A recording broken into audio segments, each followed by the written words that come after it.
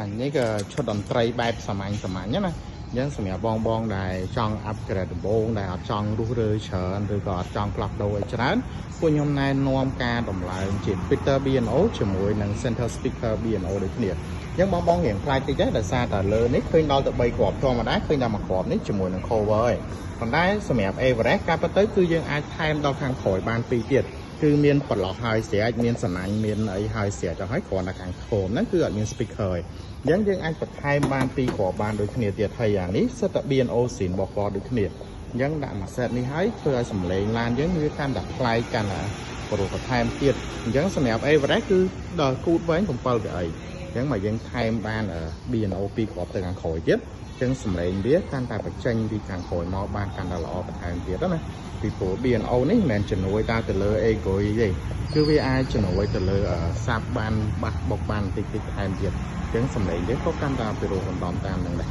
អញ្ចឹងអាកន្លែងនេះកន្លែងយើងដាក់ speaker ណា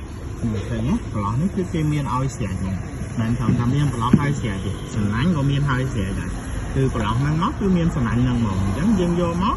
ខាង speaker ចូលប្រឡោះហ្នឹងទៅដាក់សំណាញ់នេះវិញទៅគឺមកអេមតែម្ដងបាទអញ្ចឹងឥឡូវយើងមកតែសំឡេងក្រោយពេលយើងតឡើងហើយណាអញ្ចឹងដូចខ្ញុំថាយើងសម្រាប់បងដែលអត់ចង់ផ្លាស់ប្ដូរអីច្រើនទេសម្រាប់ពាក់ព័ន្ធជាមួយផ្នែកតន្ត្រី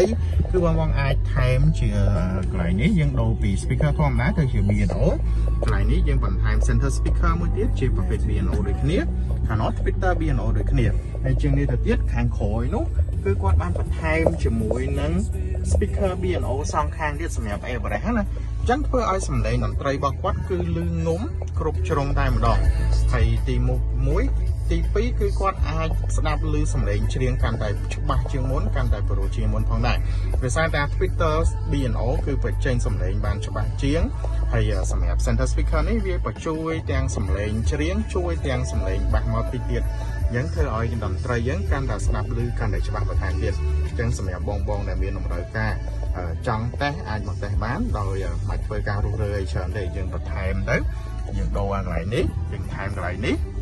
ហើយយើងបន្ថែមខាងក្រោយពីរគ្រាប់ទៀតមកអញ្ចឹងធ្វើឲ្យតន្ត្រីយើងឮបានគ្រប់ជ្រុងល្អមែនទែនសម្រាប់ឡាន Everest ណាបន្ថែមបានមកអេមតែម្ដងហើយគ្រឿងយើងប្រើគ្រឿងស៊ីមយើងប្រើដោយដោតយកអញ្ចឹងបងមិនបាច់បារម្ភទេជំនាញឲ្យតែម្ដង